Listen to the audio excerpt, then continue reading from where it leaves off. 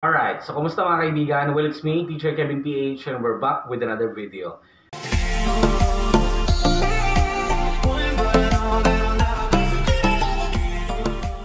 Medyo late na to mga kaibigan, pero i-flex ko pa rin dahil parang blessing ito para sa business natin. So alam naman natin mga kaibigan na it's very important na magkaroon tayo ng registration sa BIR sa ating business. Kasi kung wala yun, syempre parang hindi pa tayo lubusang legit dito sa sistema na meron tayo dito sa Pilipinas.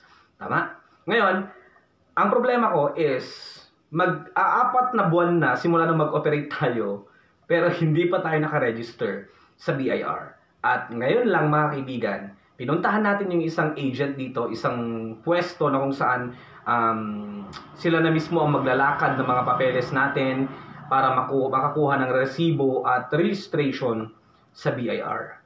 Panoorin nyo ito para malaman nyo kung ano yung mga requirements na kailangan natin sa pagkuha ng resibo at the same time para makapag-register tayo sa BIR. Meron kasing isang opisina dito, isang private company na kung saan sila ay agent din, nagpa-process din sila ng mga papel para sa permit natin or BIR permit or BIR registration para sa ating business.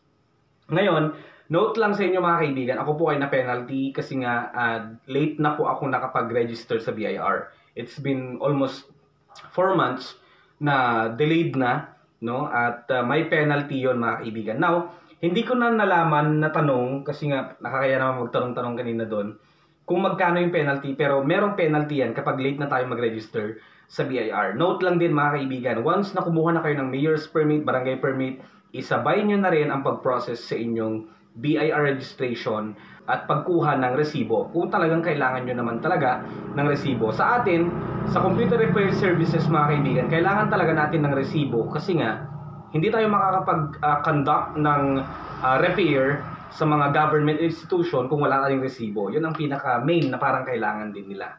Okay? So merong 4 na requirements dito na tinanong ng mga agents kanina mga kaibigan. And nirecommend din kasi yun ng mga ilang shops dito na kakilala din natin. At pinuntahan natin and luckily, okay na mga kaibigan. So on process na yung ating permit at yung ating resibo. Una mga kaibigan, dapat meron kayong TIN number. Yes, kailangan po natin ng TIN number dyan. Especially if you will be the owner of your shop. So dapat bago kayo maglakad ng mga papeles ninyo para sa inyong business registration, BIR registration, no, para sa pagkuha din ng resibo, meron na kayong TIN number. So yan. Susunod mga kaibigan, dapat nakapag-register na rin kayo sa DTI. Sa munisipyo ko na to ginawa mga kaibigan kasi may mga agents naman sila na pinapadala from regional offices to municipal office. So yun, nakapag-register na tayo at meron na rin business name number. So yan, importante din to na kailangang ilagay doon sa mga bagay na fill out natin, no, pina-fill outan sa atin ng mga agents kanina. Okay. Tapos syempre sa mayor's permit mga kaibigan. So kailangan din sa business ID number. Okay? And ang panglas naman na kinuha nila kanina mga kaibigan is yung photocopy ng aking ID, valid ID or government issued ID. Then after that, submit ko to, may fill outan lang siya ng mga forms. Then okay na. Ganun lang kasimple yon, nagbayad na rin ako. At ang nagpamahal doon, I do not know baka magkakaiba naman ng presyo syempre. Kasi itong mga itong company na pinuntahan natin is agent sila. So sila na mismo ang magsasabit doon, maglalakad.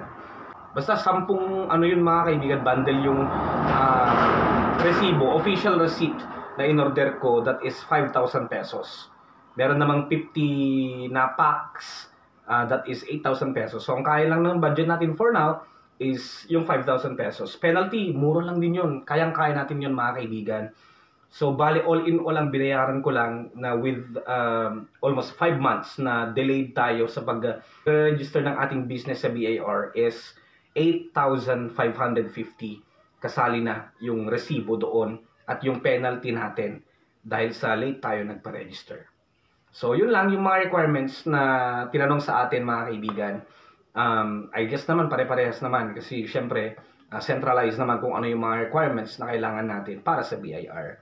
So, pinagpapawisan ako. I'm just so thankful mga kaibigan na sa wakas, sabi ng agent, by December, meron na yung resibo natin, and by next week, meron na rin yung ating registration sa BIR.